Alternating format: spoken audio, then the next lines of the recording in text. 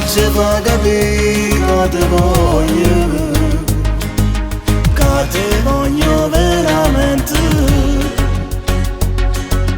Vita mia, che sta parlando ora, abbracciami, rispondimi, ti prego dimmi se mi vuoi sposare.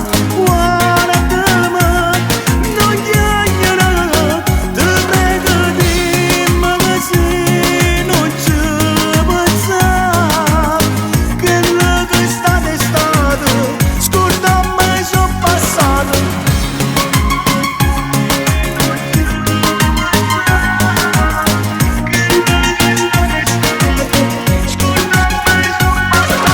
Sono pazzo innamorato,